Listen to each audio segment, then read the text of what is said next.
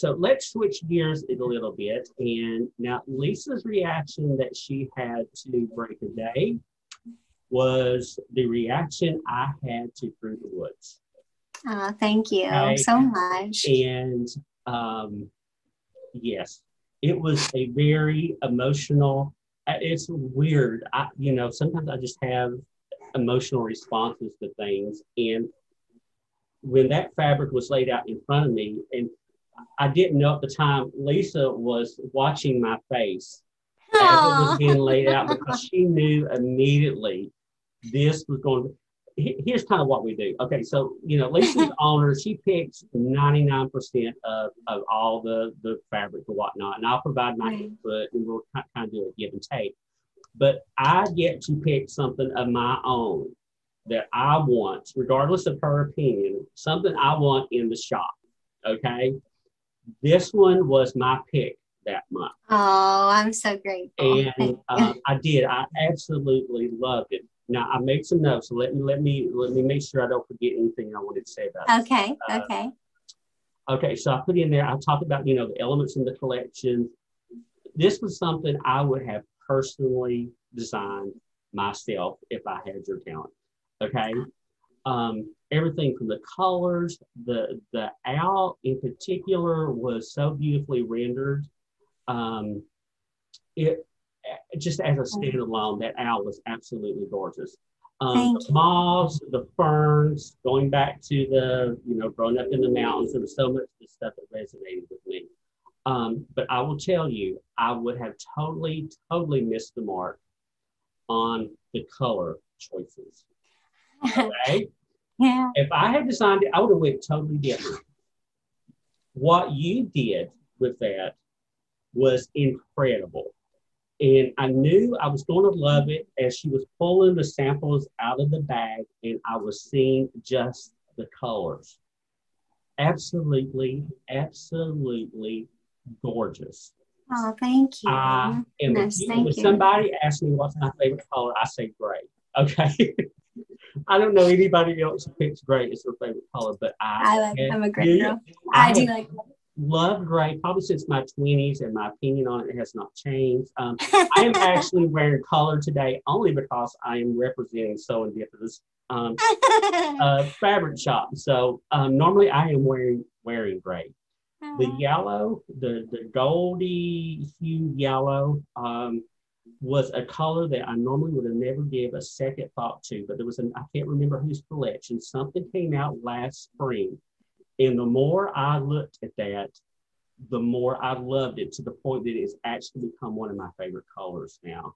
Oh, good. Particular hue on that. Oh my God. I just absolutely love it. Guys, I know you have not seen Through the Woods yet. I will, as I'm doing the video, I will put some slides or something up so you can appreciate this upcoming fabric collection. Thank you. Yes, the colors, absolutely love those. How did you decide on those particular colors? And again, it's called Through the Woods. It's a nighttime scenery with lots of floral and the owls and the moths, and why those colors? How does, because I would, if I'm thinking nighttime, I would have gone with grays and maybe blues or purples or something. How did you land on that beautiful yellow? Oh, thank you. We so Through the Woods is that's Stevie, right? That's Stevie Nicks showing up in my personality. We had Dolly before. Love Dolly, love Stevie. Yeah, me too. They're my muses, right? It was supposed to be smoky and mysterious and solitude and moonbeam, those kind of, whereas Break of Day is kind of a community and, bright and sunny. This was very mindful and on your own and quiet. And so we played with some jewel tones. We played with them. And it felt like too much. It just felt like too much. So we thought we'd get kind of I used to work for a fragrance company, and I still, there's something in my brain that still merges the two. And I wanted it to be a little more masculine cologne. I don't know how else to say it. People are gonna think I'm nuts, but that's how that kind of gray and subtle smokiness came in. Very mysterious. We started with that yellow was a complement color, and it was not the main color to start. And we both looked at me and the team at Moda both looked at it and we said, that's kind of working.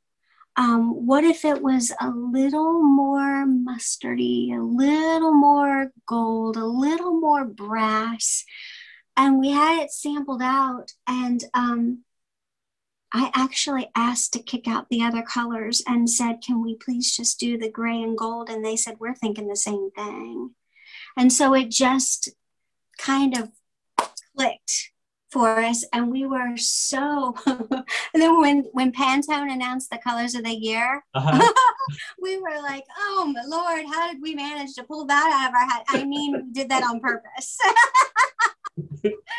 So it just happened to work, because it's very tempting for someone who loves color, especially, to throw all the colors at it and just go color nuts.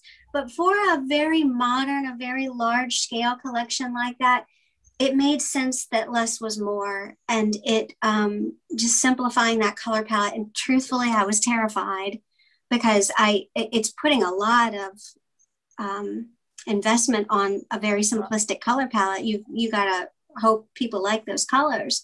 So we made sure to use them wisely and to provide like the tonal options, so that it made sense, not only from the color perspective, but it also met needs as far as providing neutrals. And that gold turned out to be a really, really strong workable neutral. Like it almost, to me, has the same backbone now as the charcoal or the cream or white wood. So truthfully, it was taking into account the feel of the collection, and then getting a bit lucky with both of us saying, there's something to that gray and gold, let's play with that. And thank goodness you like it. Thank you so much. It is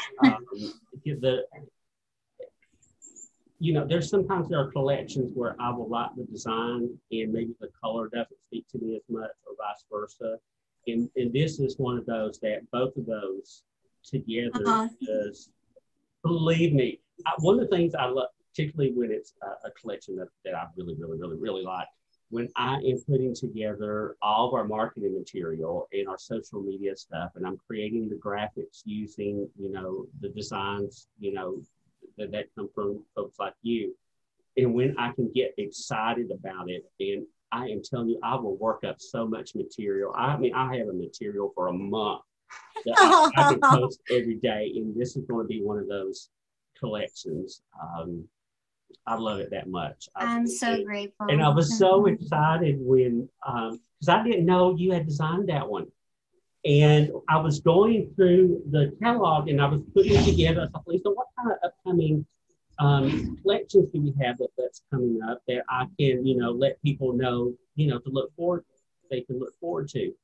And so when she gave me the catalog and I looked and I saw you were the one, I was like, oh my God, this is awesome. Thank you. Yeah, it's a pendulum swing. And so that's what we were kind of testing. And I think I don't know about, I can't speak for the PD team, but I think we really enjoyed doing the moody, modern, sophisticated, romantic kind of.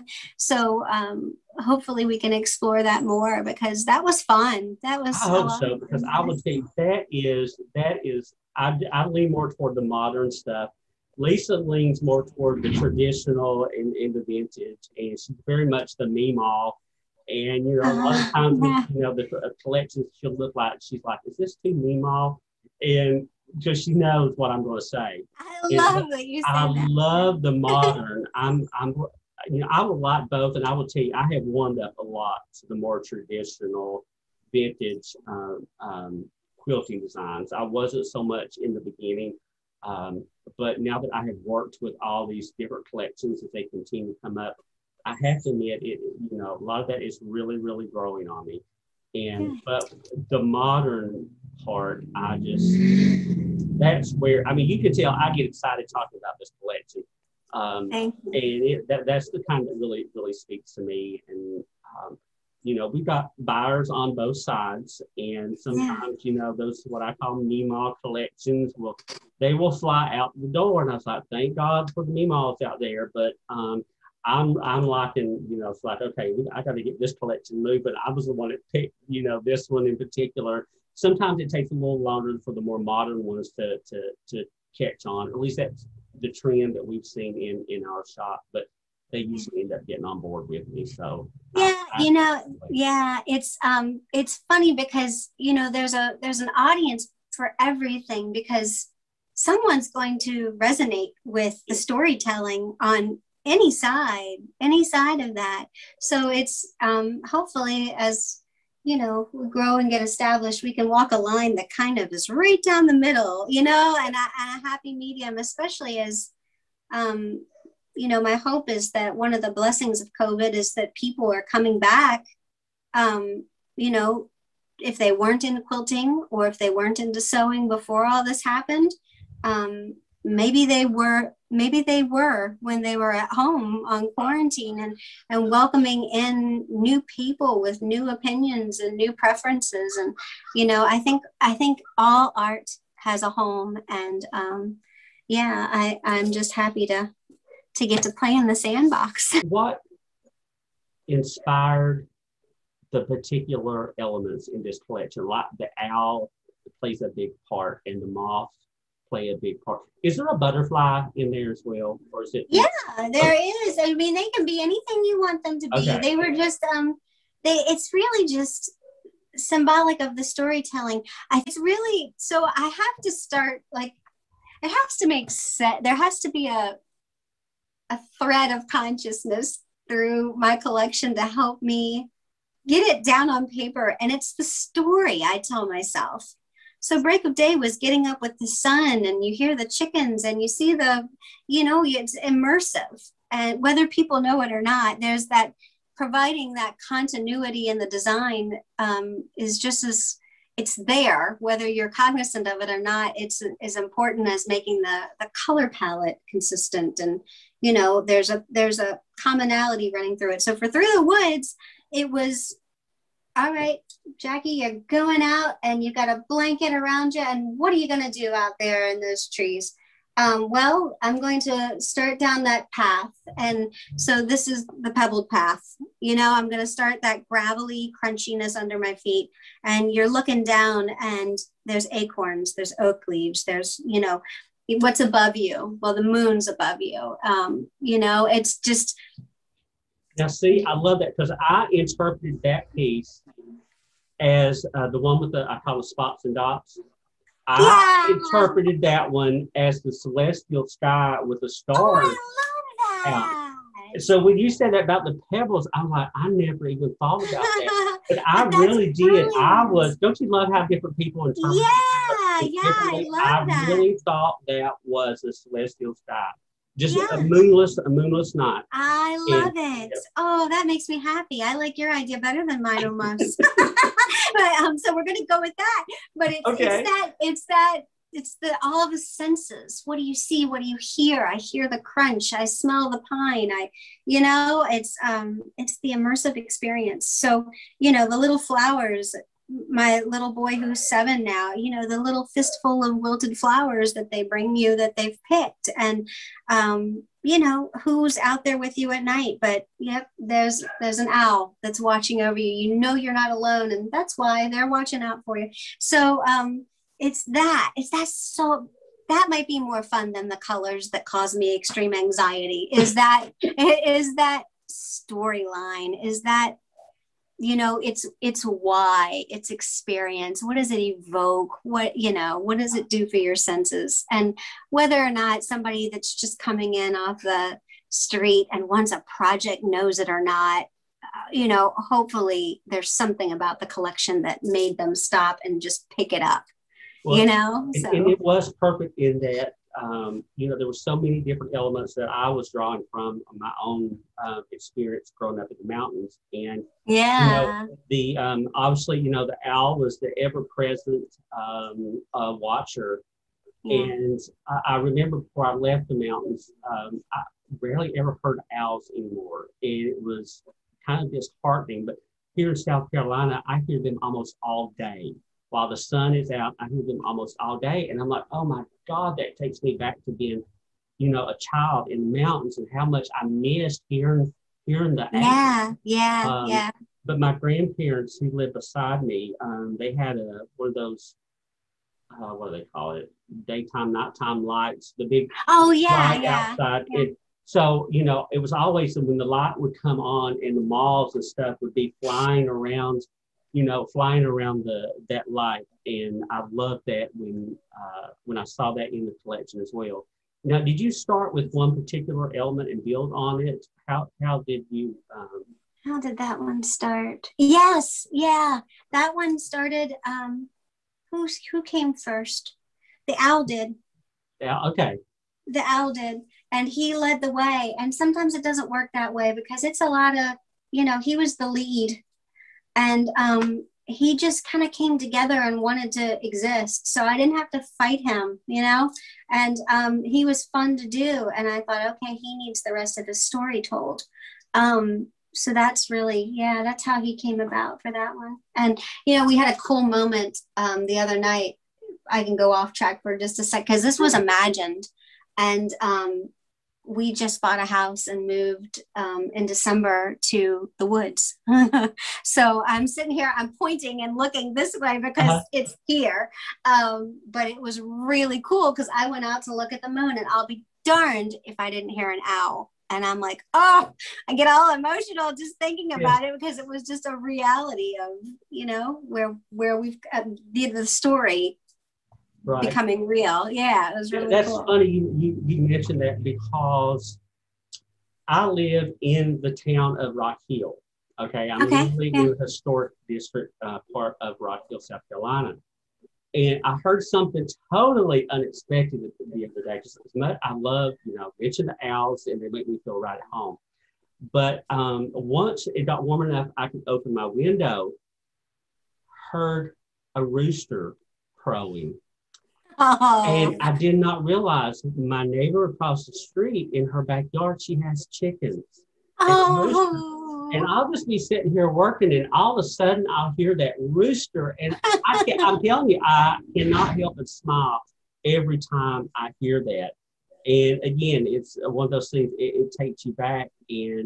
But when you haven't heard it in years, or you haven't heard it in a very long time, it is, I love every time I hear that rooster. That's cool. It's grounding. It's awesome. And, you know, because sometimes I'll be like, now who would have chickens in the middle of town? And now I'm just like, I am so glad she has chickens in the middle of town because, you know, hopefully I'm not the only one that can appreciate just those little subtle reminders of. Yeah, it's nice. It's a security blanket. It really is. Yes, almost every place I have ever lived in my entire life, I always hear a train. I'm always somewhere close enough that I can hear a train. And there is nothing more wonderful than in the middle of the night, or, you know, there have been times like the electricity has gone off and everything is pitch black and you feel so isolated. And then you hear the sound of the train coming. Everything's okay. Love it. Absolutely. Yeah. Let's see. So, well, you've already kind of answered this, and I was going to say this particular collection felt like it had a more modern feel than the break today. So you kind of talked about that, how you can go either direction, and but the modern feel about this one, I think, was one of the things that really spoke to me too. Now on this one, let me ask, what is the favorite part of this collection? Like you got all. yeah, you've got all the different, of all the ones to choose from and the different color combos. Do you have one in particular? Oh, the color. Well, not just the color, but the combination of the color and design. You'd be like, you know what? Each one of these, this is the one I think I like this. I gotcha. That's a tough one for this one because I think if I'm allowed to answer it a little bit differently, I think what I like the most is how much we simplified it down to like if you I'm sitting here playing with it. I love how simple it ended up, and yet it still all works together. Yeah. Like we didn't have any, to me at least, it feels like we cut out anything unnecessary. And I'm proud of how, what's the word? My vocabulary is limited to my 7-year-old's cartoons. Well, you know, I was telling someone the other day, since the pandemic, you know, I've worked from home for a year and I've talked to nobody. And as I'm starting to come out of this, I'm realizing, I'm like, I can't even form complete sentences. I know. Time. I know. We can't people anymore. I know. It's crazy. But yeah, I guess the flow, there's a word I'm grasping for that's going to elude me, but it's friendly with itself. It's not forced. And that makes me happy. I you know, because really it's tough to pick a favorite color because they're so intertwined, you know, between each other. Do you care to hold up the one you had just a moment ago? Because I wanted to ask about it. It has the moons.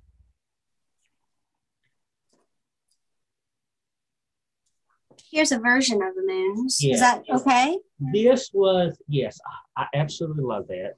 And, but I wanted to ask specifically about that particular design because I thought of all the different pieces in this one, I felt that one was unusual.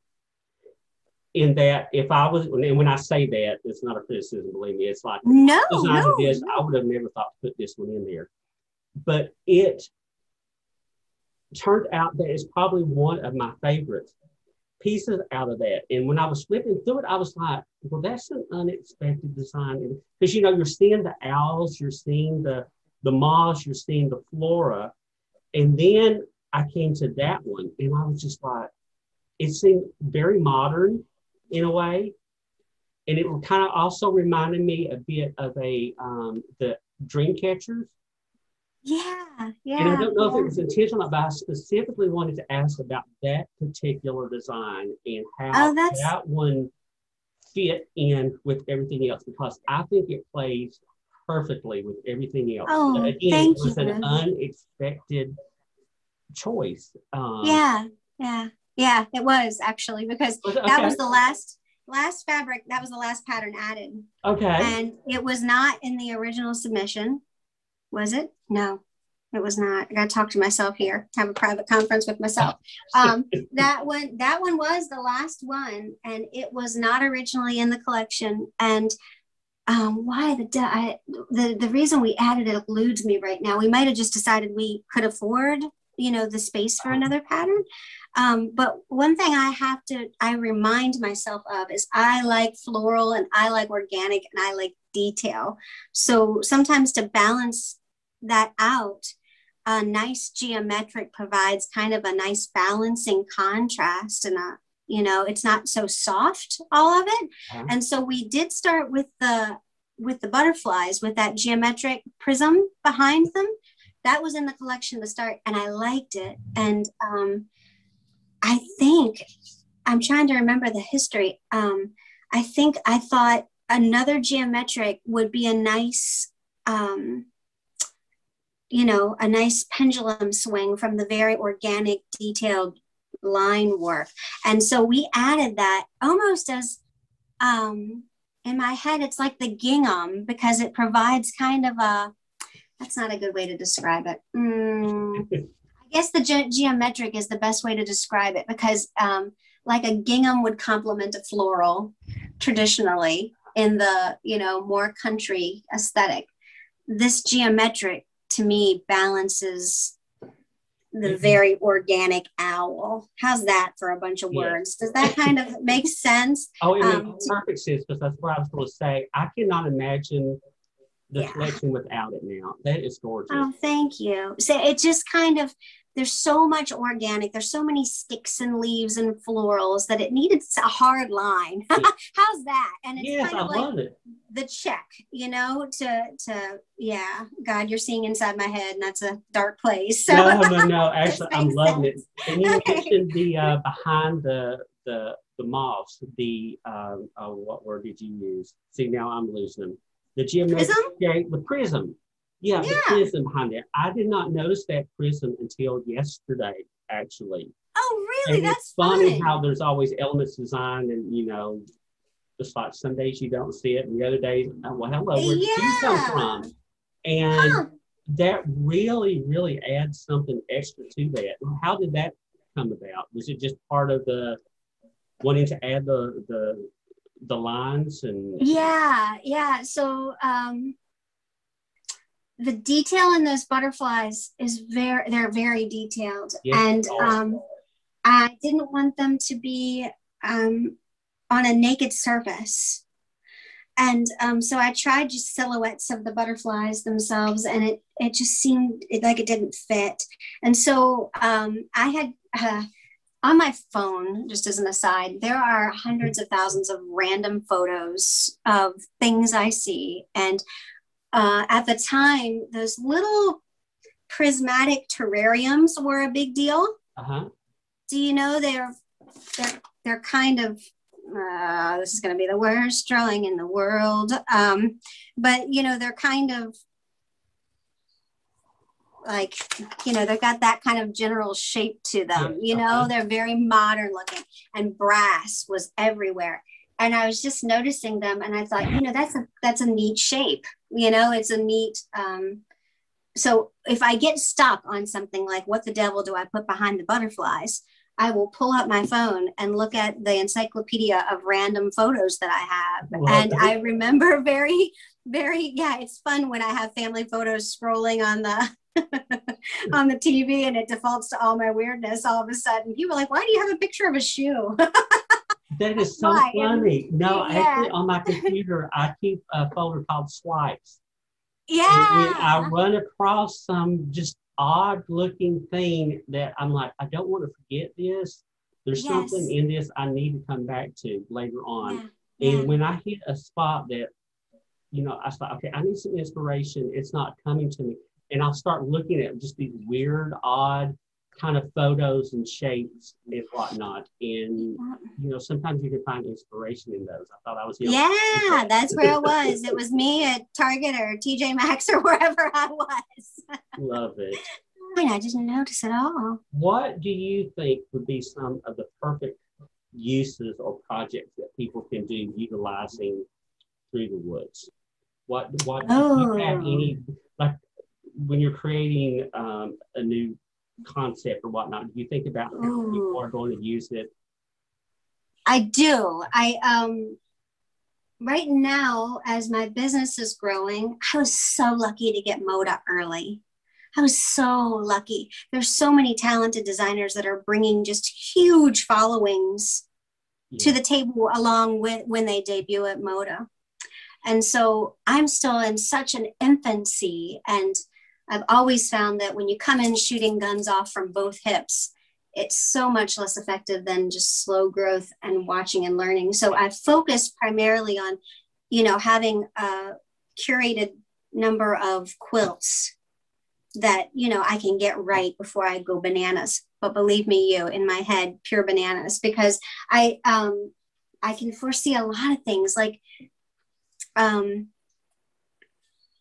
make with the collection.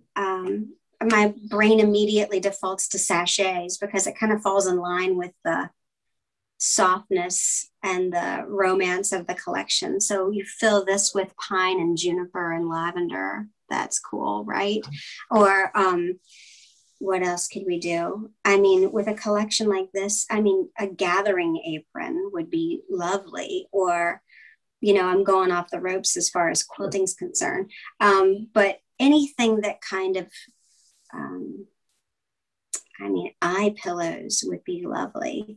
Well, I think one of the things I thought of, I have just, because I have tried to figure out, okay, what, if I was incorporating fabrics, what would be a hobby craft that I would like personally to take on first?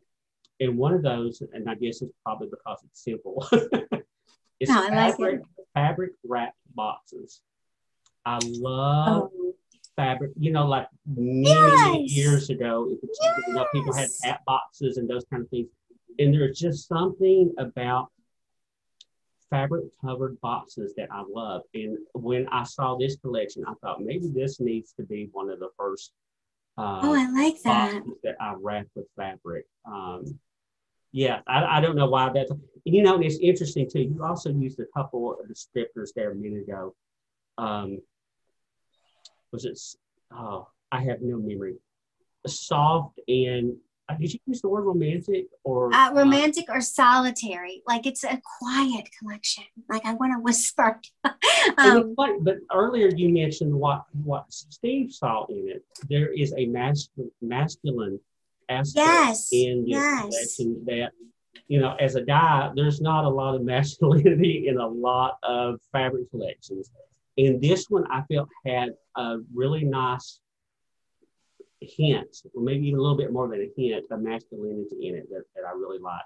So it was interesting that you saw all those things in that too. Yeah, no, I think it's important. Like I it's my story, and in this case, it just so happens to be friendly to a lot of people, which I hope is, a good thing. It's so. A nice. I think so. Yeah. I did want to ask, do you hand draw? Do you use computer assisted drawing? Do you, how do you make those beautiful creations? Oh, thank you. I 90% of the time hand draw. And then I will, I just got an iPad Pro not too long ago, and I'm still making friends with it. A couple of the patterns in my third collection were created on the tablet, but there's something about having a sketchbook that I just love. I still read books too. I can't read a Kindle. I have to have that paper experience. Yeah. So I draw, and then I scan it in, and then I use a Wacom. A lot of people love the iPad Pro. There's something about this experience of the Wacom that it just works for me. And I think it's it's like your favorite flavor of ice cream. I was kind of curious how because the owl in particular, I remember the owl thinking, this looks like it was probably hand drawn, but it's so hard to tell a lot of times anymore. He was actually drawn on the computer. He was drawn. Yeah, he was drawn with this guy. He was drawn with the Wacom. They've gotten really good. I think it's just so much practice is needed. Yeah. And I'm a firm believer that you're born with either a Photoshop mind or an Illustrator mind. Those who can do both are blessed. Yeah, and see, I'm an Illustrator girl. And Jordan was teaching both me and my buddy both programs. He jumped full force into Photoshop. I said, y'all are nuts. It is not intuitive. I don't understand what they're doing. I'm going to go play over here in this sandbox. And so I think it's just, giving yourself play space and seeing what works for you, because I have to laugh. A lot of designers are like, who uses a Wacom anymore? And everybody, and I'm like, yeah, I love it. It's my comfort zone. So whatever workflow, resonates with you best is what you do. Yeah. Absolutely. Well, Jackie, I will tell you, I have thoroughly enjoyed this conversation. As have I. Thank you. You are wonderful. You have a very warm, kind, caring spirit about you. And even though we're separated by thousands of miles and doing this by Zoom, it comes across very, very clearly to me. And now I can also see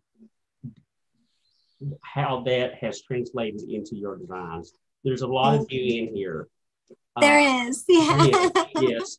And so I really just wanted to acknowledge that and say thank you again. And I'm working on it. We're all works in progress. We are all working on it, and we're doing great. I mean, this was a pleasure. Thank you so much for your kind words, and it's just a joy to meet you. I'm very grateful. Thank you, and I'm glad we'll be able to support your fabric and get it out there into the world. And people need to be making some generational quilts to make sure it endures forever. So I'm very happy to hear. Thank you. Thank you. I will let you get back to whatever you have planned for your day. And again, just thank you so much. And maybe we can do this sometime again in the future. I would love it. Real life, God pending, right? That's right. That's right. All right. Thank you so much. Thank you. Okay, bye-bye. Bye-bye.